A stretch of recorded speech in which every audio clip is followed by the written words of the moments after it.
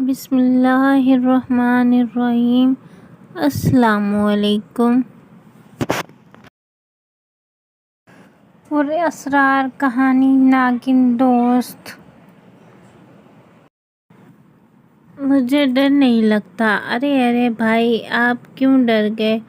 ہاں تو مجھے ڈر نہیں لگتا۔ آپ کو یقین نہیں آتا تو آزما لیجئے۔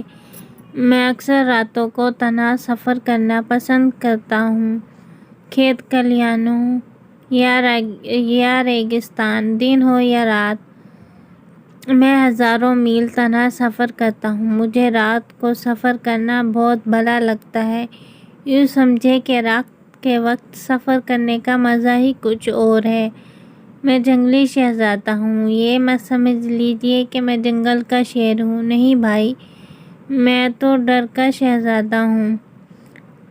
آپ مجھے جیسے چاہیں ڈرا لیں، لیکن میرے وجود میں کوئی تبدیلی نہیں آئے گی۔ نہ میرے پسینے چھوٹیں گے، نہ خوف طاری ہوگا۔ میرے رونگٹے کھڑے ہوں گے، نہ جسم کے بال کھڑے ہوں گے۔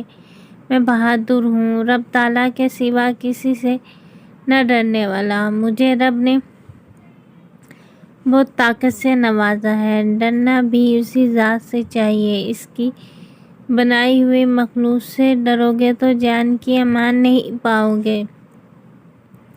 میرے اندر بھی رب رحمان کے جلال عذاب کا ڈر ہر وقت رہتا ہے۔ مگر ایک رات بہت زیادہ ڈر گیا تھا۔ میرا رواں رواں کانپ رہا تھا۔ وہ ایک بھیانک رات تھی، خون آلود رات، رازوں بھری رات۔ اس رات کے بعد میں آج تک نہیں ڈرا، شاید زندگی کی آخری سانس لینے تک نہ ڈروں۔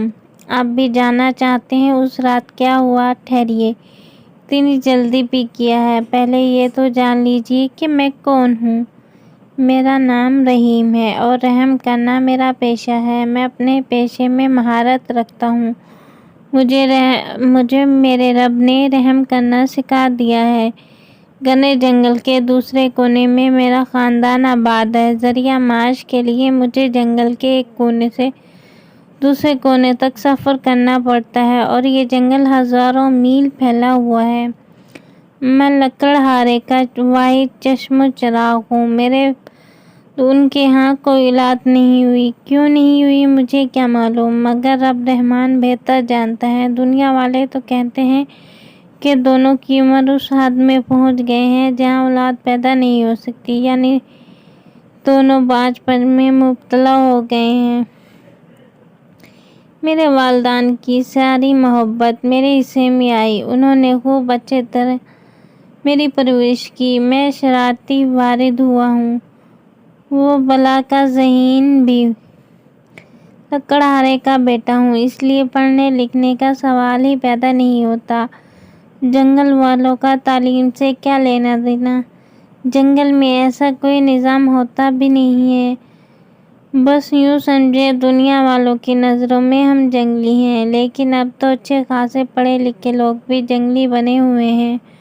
اپنے ہاتھوں سے اپنوں کے گلے کاٹ رہے ہیں۔ انسان حیوانوں کی زندگی گزارتا تھا، وہی ٹھیک تھا۔ جب سے ترقی کی منزلیں طے کی ہیں، انسانیت بھلا بیٹھا ہے۔ ہوش کے دلدلہ، دولت کے پجاری، رشتوں کی تذلیل کرتے پھرتے ہیں۔ شکر ہے میں ان جیسا پڑھا لکھا نہیں ہوں۔ ہاں تو میں بتا رہا تھا، میرا خاندان 3 افراد پر مشتمل ہے۔ عزت کی کھاتے ہیں، رب تعالیٰ کا شکر ادا کرتے ہیں، اور اس کی زمین پر کپڑے بچھا کر بے فکری کی نیند سو جاتے ہیں۔ جب سے میں نے ہوش سنبھالا تو اپنے بابا کے ساتھ خود کو جنگل میں لکڑیاں کاٹتے پایا۔ ہم دونوں باپ بیٹا لکڑیاں کاٹتے اور ان کو گٹھریوں کی صورت باندھ کر شہر میں بیچ آتے۔ یوں ہمارا گزر بسر ہو رہا تھا۔ جمع کرنے کی عادت ہم نے سیکھی نہیں تھی۔ پرندوں کی طرح روز رزق کی تلاش میں نکل کھڑے ہوتے، روز شہر نہیں جا سکتے تھے۔ ہاں، ہفتے میں 2 بار ضرور لکڑیاں بیچنے جاتے تھے، اور ان کے بدلے کھانے پینے کی چیزیں خرید لاتے۔ شہر کے مناظر بہت عجیب تھے۔ بارش لوگ بھی ڈنڈی مارنے سے باز نہیں آتے تھے، بڑی ہوشیاری سے ناپ تول میں کمی یا زیادتی کرتے تھے، چیزوں میں ملاوٹ کرتے، یوں دھوکہ دہی سے ہزاروں بٹور رہے تھے۔ موٹر سائیکلوں پر قانون کی وردی میں ملبوس لوگوں کو رشوت لیتے ان آنکھوں نے دیکھا ہے۔ قانون کے رکھوالے خود قانون کی دھجیاں اڑا رہے ہیں۔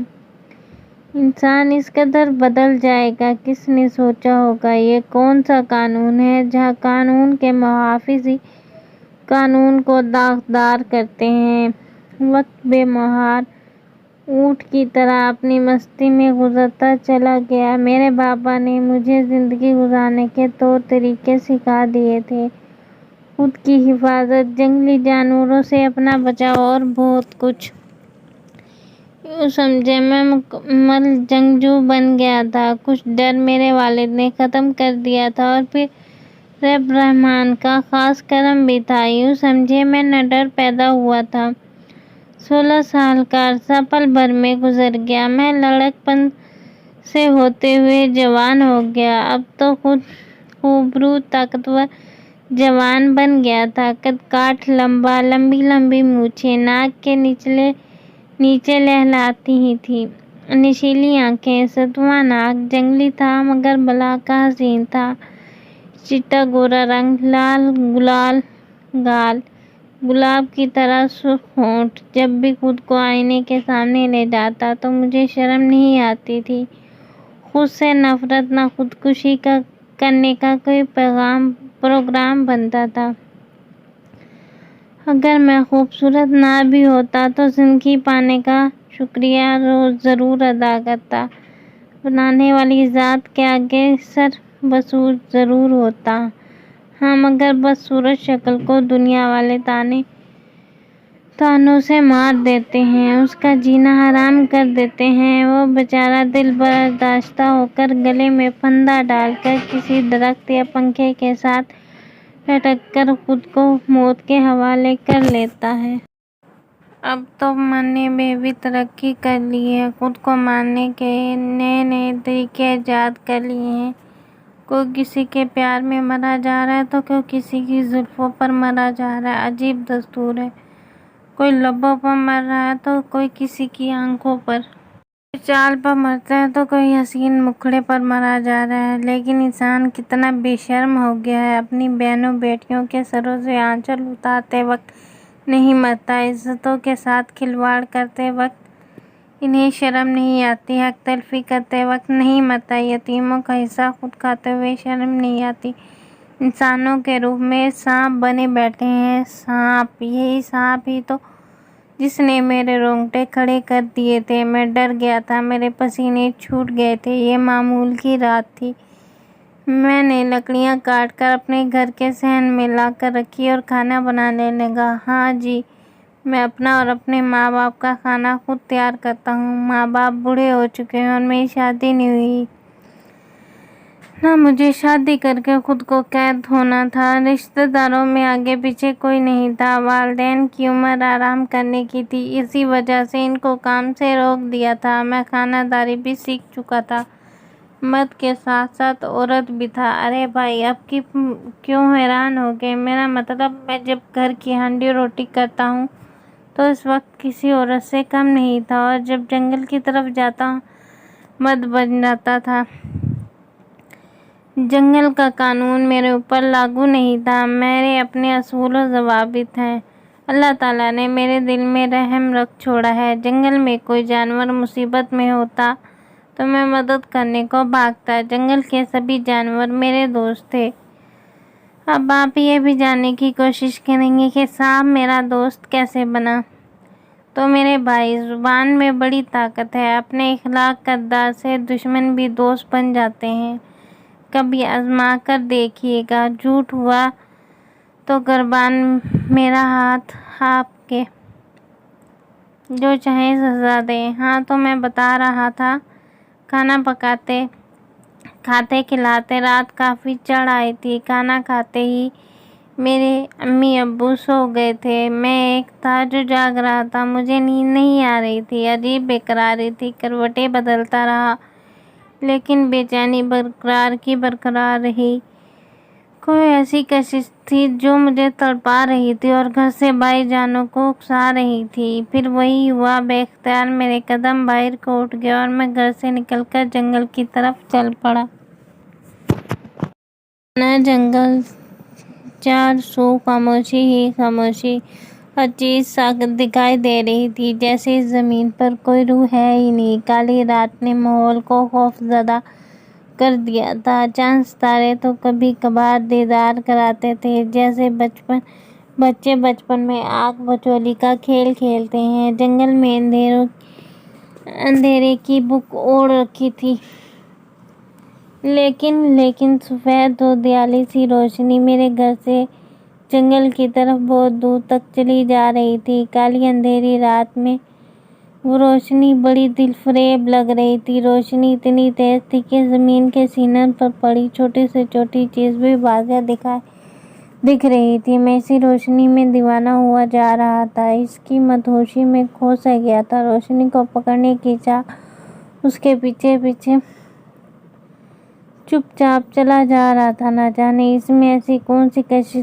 تھی کہ بے اختیار میرے قدم اٹھے جا رہے تھے۔ سنسان راستہ اور پھر گھنا جنگل جہاں کوئی بشر نہیں تھا، وحشی درندوں کی خاموشیاں، چیتا، گیدڑ، بندر، خرگوش اور نہ جانے کیا کیا۔ میں اکیلا تھا، مجھے روشنی کھینچے جا رہی تھی، جیسے ماں اپنے بچے کو بازو میں پکڑے چلی جا رہی ہوتی ہے۔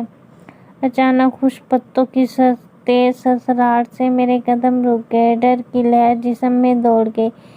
جنگلی خرگوش میرے سامنے سے ڈر کر گزر گیا، اسی نے میری توجہ بھٹکا دی تھی۔ میں رکا ضرور تھا لیکن گھبرایا نہیں۔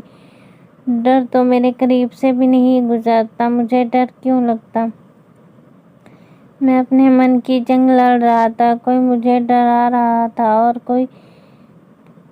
دوسرا کوئی مجھے تسلیاں دے رہا تھا۔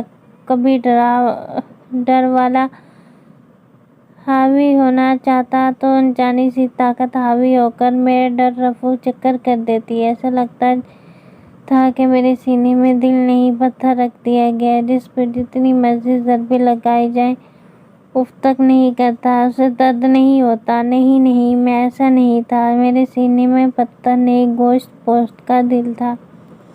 اگر میرے سینے میں پتھر ہوتا تو میرے اندر رحم والا عنصر نہ ہوتا، میں انسان نہیں درندہ ہوتا۔ لیکن میں تو انسان ہوں، اپنوں کے کام آنے والا، دشمنوں کے ساتھ محبت سے پیش آنے والا، امن پھیلانے والا، محبت کا درس دینے والا۔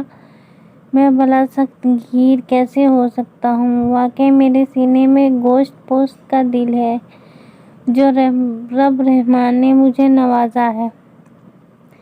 یہی وجہ تھی وحشی خونخوار جانوروں کے ساتھ بھی ہمدردی سے پیش آتا، کوئی مصیبت میں گرفتار ہوتا تو ان کی مدد کرتا۔ تعالیٰ نے مجھے بے مثال اور انمول چیز دل سے نوازا تھا۔ یا اللہ تیرا شکر ہے۔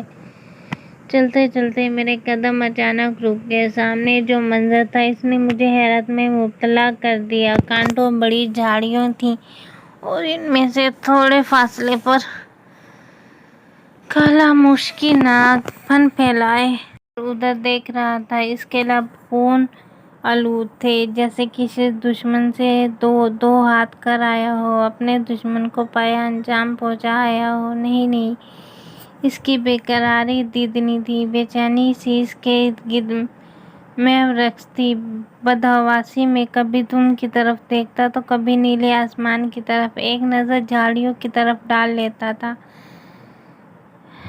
جیسے جھاڑیوں میں چھپا بیٹھا ہو، مگر اس سے دشمن کیسے چھپ سکتا ہے؟ مجھے یوں لگا جیسے کسی ہمدرد کی تلاش میں ہو، اس کی بے قراری میں محسوس کر سکتا تھا وہ کوئی مصیبت میں تھا۔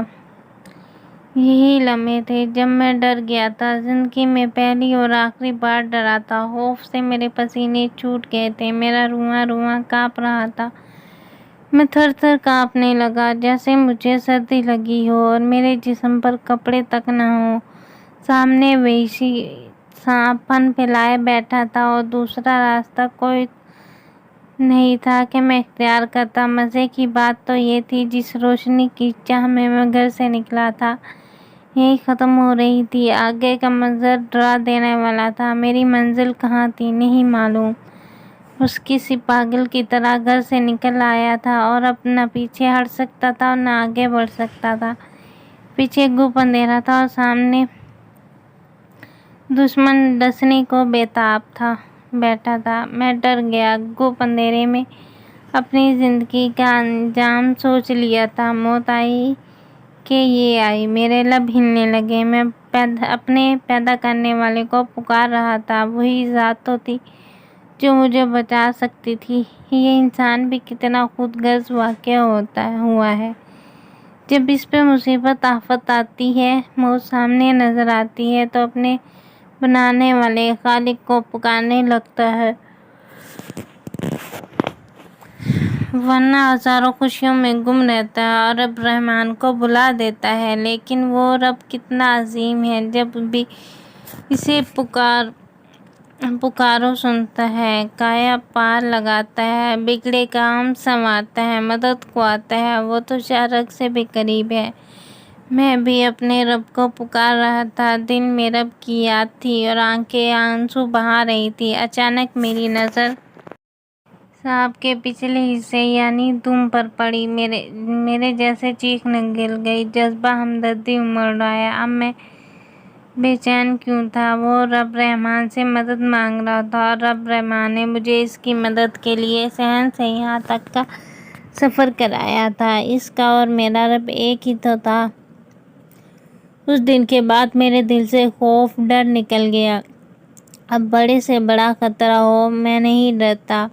میرے قدم سانپ کی طرف بڑھنے لگے۔ 2 قدم کے فاصلے پر ہی مشکیناگ میرا منتظر تھا۔ سانپ کے قریب پہنچا تو وہ کسی معصوم بچے کی طرح سہم گیا، ورنہ سانپوں کے بارے میں تو سنا ہے، یہ دودھ پلانے والی ماں تک کو نہیں بخشتے، اپنی ماں کو بھی ڈس لیتے ہیں۔ میں سارا معاملہ جان گیا۔ سانپ کیوں بار بار اپنی دم کی طرف دیکھ رہا تھا اور آسمان کی طرف بھی دیکھتا تھا۔ اس کی دم لہولہان تھی، خون بہہ رہا تھا، شاید مرنے کے قریب تھا۔ اگر میں اس وقت نہ پہنچتا تو وہ تڑپ تڑپ کر مر جاتا، لیکن ابھی اس کی زندگی باقی تھی اور رب تعالیٰ نے مجھے وسیلہ بنا کر بھیجا تھا۔ میری نظریں اس کی دم پر گئیں۔ اس کی دم سے تھوڑا منہ کی طرف 3 عدد کانٹے اس کے جسم کے آر پار ہو چکے تھے۔ خون بھی ادھر سے نکل رہا تھا۔ پہلے پہل سانپ نے کانٹوں کو نکالنے کی کوشش کی ہوگی، لیکن ناکام رہا۔ شاید زیادہ خون اسی صورت بہہ گیا تھا۔ میں نے بسم اللہ پڑھی اور ایک ہاتھ سانپ کے جسم پر مضبوطی سے رکھا، دوسرے ہاتھ سے ایک کے بعد دیگرے 3 کانٹے نکال لیے۔ اس دوران سانپ نے ہلکی سی حرکت کی تھی۔ کانٹے نکلتے ہی سانپ پرسکون سا ہو گیا، جیسے اس کا درد ختم ہو گیا ہو۔ میں نے اپنی قمیض سے کپڑا پھاڑ کر اس کی مرہم پٹی کر دی تاکہ اور خون نہ بہے۔ پٹی کرتے ہی میں دونوں ہاتھوں کو صاف کرنے کے انداز میں ایک دوسرے پر مارے اور سانپ سے تھوڑا دور ہو کر بیٹھ گیا۔ پیچھے گھنا کیکر کا درخت ہے، اس کے تنے سے ٹیک لگا کر آنکھیں موند لی۔ لبوں پر رب رحمان کا نام مچلنے لگا، یا اللہ تیرا شکر ہے، آج تیری مخلوق کے کام آیا۔ یہی الفاظ میرے لبوں پر گردش کرنے لگے۔ آج زندگی میں پہلی بار کسی وحشی درندے کو آنسو بہاتے دیکھا تھا۔ ہاں، میں نے کالے مشکیناگ کو روتے آنسو بہاتے دیکھا تھا۔ میری آنکھوں نے دیکھا کہ اس کی گول گول آنکھوں سے 2 ننھے قطرے نکل کر زمین بوس ہو گئے تھے۔ یہی تو آنسو تھے۔ دوسرے ہی لمحے میں وحشی مشکیناگ نے اپنا سر میرے قدموں میں رکھ دیا، تشکر بھری نظروں سے مجھے دیکھنے لگا، جیسے میرا شکر ادا کر رہا ہو۔ رب تعالیٰ نے اس درندے کو بھی جھکنا سکھا دیا تھا، اس کے دل میں بھی رحم ڈال دیا تھا۔ میری آنکھیں بھی آنسوؤں سے بھر آئی تھیں، ہم دونوں ہی رو رہے تھے۔ کیسا منظر تھا! نیلا آسمان خاموش کھڑا مسکرا رہا تھا، ملائکہ جیسے مبارکباد دے رہی ہوں۔ میرا دل خوش تھا۔ رب رحمان نے امتحان سے سرخرو کر دیا تھا۔ میں نے کالے ناگ کو اپنی باہوں میں بھر لیا۔ محبت اور چاہت کے جذبوں سے سرشار ہو کر کتنی دیر سانپ کے جسم کا لمس اپنے اندر اپنی روح تک محسوس کرتا رہا۔ میں پرسکون ہو گیا۔ میری روح تک سرشار ہو گئی تھی۔ میں اپنی سگی اولاد کی طرح اسے پیار کر رہا تھا۔ آج کے پرفتنہ دور میں انسان اپنی اولاد سے اتنا پیار نہیں کرتا۔ یہ تو پھر بے وحشی درندہ تھا، ایک خطرناک سانپ۔ جانے اپنی زندگی میں کتنی زندگیوں کے چراغ گل کیے ہوں گے، کتنوں کو ڈسا ہوگا، کتنوں کو اپنی زہر سے موت کی نیند سلا دیا ہوگا، کتنوں کا خون پیا ہوگا، لیکن آج وہ درندہ نہیں، ایک مظلوم تھا۔ کتنے لمحے یوں ہی بیت گئے اور سانپ اپنی منزل کی طرف چلا گیا۔ تھوڑی دیر بعد میں بھی وہاں سے گھر کی طرف چل پڑا۔ گھر کیسے پہنچا کچھ یاد نہیں، ہاں مگر اس رات پرسکون نیند آئی تھی۔ دن چڑھے بابا نہ اٹھاتا تو نہ جانے کب تک سوتا رہتا۔ وقت کا کام ہے گزرنا، سوئی اپنی مستی میں گم سم گزرتا چلا جاتا ہے۔ میں بھی اپنی زندگی کی مستیوں میں گم ہو گیا اور اس واقعے کو تقریباً بھول ہی گیا تھا۔ 6 ماہ بعد میں جنگل میں اکیلا لکڑیاں کاٹنے میں مصروف تھا کہ شکاریوں کا گروپ وہاں آن دھمکا۔ وہ جنگل سے شکار کرنا چاہتے تھے لیکن میں نے منع کر دیا۔ ارے بھائی، یہ جنگل میرا ہے، میں یہاں شکار کی اجازت نہیں دے سکتا۔ اسی بات پر تو میں ہو گئی اور بات ہاتھا پائی تک جا پہنچی۔ جنگل میں امن تھا، جانوروں سے مجھے محبت تھی اور کسی جانور کی موت میں اپنی آنکھوں سے کیسے دیکھ سکتا تھا؟ جانوروں کے لیے مسیحا تھا، ان کا ہمدرد، ہمنوا، وہی تو میرے دکھ درد کے ساتھی تھے۔ پال پوس کر جوان ہوا تھا، اب کیسے ان شکاریوں کو شکار کرنے دیتا؟ میں نے انہیں منع کیا لیکن میرے منع کرنے کا ان پر کوئی اثر نہ ہوا اور وہ ہاتھا پائی پر اتر آئے۔ وہ مجھے پیچھے دھکیلتے ہوئے آگے کو بڑھ رہے تھے۔ تھوڑی دور فاصلے پر ہرن چر رہا تھا، انہوں نے اس پر بندوقیں تان لیں۔ لمحہ بھر میں انہوں نے فائر کھول دیے۔ فائر ہرن کو نہیں لگا بلکہ آسمان کی طرف کھل گیا یا پھر غیر ارادی طور پر ایسا ہوا تھا۔ اتنے میں چیخوں کی آواز پورے جنگل میں پھیل گئی۔ پل بھر میں شکاری زمین پر اوندھے منہ بے ست پڑے تھے۔ کالے ناگوں کا گروپ ان کے جسموں کو ڈس رہا تھا۔ ان میں ایک بڑا سانپ درمیان میں پھن پھیلائے بیٹھا تھا۔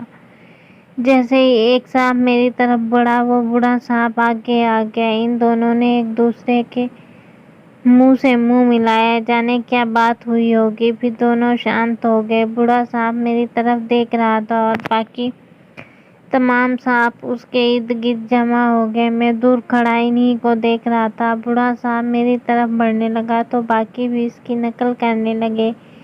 میرے رونگٹے کھڑے ہو گئے، میں ڈر گیا، میری جان پر بن گئی تھی۔ شکاریوں کا جو حشر ہوا تھا میرے سامنے تھا، شاید اب میری باری تھی۔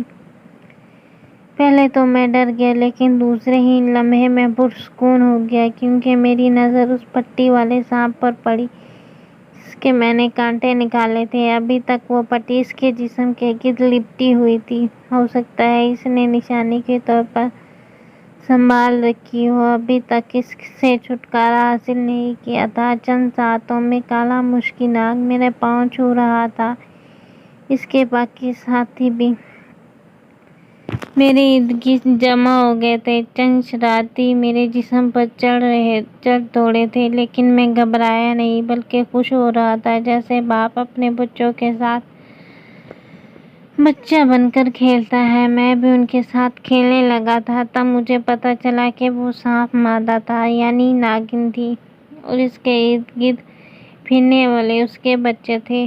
آج کالے مشکی ناگ نے مجھے شکاریوں سے بچا کر اپنا بدلہ چکا دیا تھا۔ شکاری اپنے کیے کی سزا بھگت چکے تھے اور مجھے اپنے دوستوں سے ملا گئے۔ میں نے سانپ کی پٹی کھول دی، اس کے زخم منمل ہو گئے تھے۔ اور اب معمولی سے نشان باقی تھے۔ اس واقعے کو 2 سال بیت چکے تھے۔ میں آج بھی جنگل میں تنہا گھومتا ہوں۔ میرے ماں باپ اللہ کو پیارے ہو گئے ہیں۔ مجھے اکیلے رہتے ہوئے کوئی پریشانی نہیں ہے، کیونکہ یہی ناگن میری مدد کرتی ہے۔ میں جہاں بھی جاتا ہوں خود کو حصار میں پاتا ہوں۔ کوئی غیبی میری مدد کر رہا ہوتا ہے۔ میں جب گھر پہنچتا ہوں میرا کھانا تیار ہوتا ہے۔ مجھے کھانا نہیں بنانا پڑتا۔ یہ کارنامے ناگن ہی دے رہی تھی۔ صاحبنی کھانا پکاتی اور پھر اپنی دنیا میں لوٹ جاتی۔ ہاں، میرے ارد گرد موجود رہتی تھی۔ مجھے کسی سے خطرہ نہیں ہے، کیونکہ میری مدد کرنے کے لیے میرے دوست ہر وقت موجود رہتے ہیں۔ یہ الگ بات ہے وہ میرے سوا کسی کو نظر نہیں آتے۔ جنات غیر مرئی ہوتے ہیں جو ہر کسی کو دکھائی نہیں دیتے۔ وہ صاحبنی اصل میں جنات سے تھی، مومن جنات سے۔ یہ انسان دوست ہوتے ہیں، انسانوں کو نقصان نہیں پہنچاتے۔ ان کا مذہب بھی اسلام ہی ہے اور اسلام کسی کو نقصان پہنچانے کا درس نہیں دیتا۔ اسلام امن کا دین ہے، امن کا درس دیتا ہے۔ ہاں، مگر جو امن کی فضا میں انگارے بھڑکائے اس کے خلاف اعلان جنگ ہی ہے۔ سانپ اپنی فوج کے ساتھ ہر وقت تیار رہتا ہے، اسے کہیں بھی جنگ لڑنی پڑ سکتی ہے۔ یہی راز ہے جو میرے سینے میں قید تھا۔ آج اس راز سے اس لیے پردہ اٹھایا ہے کہ میری زندگی قریب تر ہے اور یہ راز بھی میری زندگی کے ساتھ ہی دفن ہو جاتا تو اللہ کی مخلوق کے ساتھ رحم اور محبت کرتا ہے۔ اللہ تعالیٰ اسے 70 ماؤں سے بھی بڑھ کر پیار کرتا ہے۔ بس دیکھنے والی آنکھ، سوچنے کے لیے دماغ اور دل میں یاد الہی کا ہونا ضروری ہے۔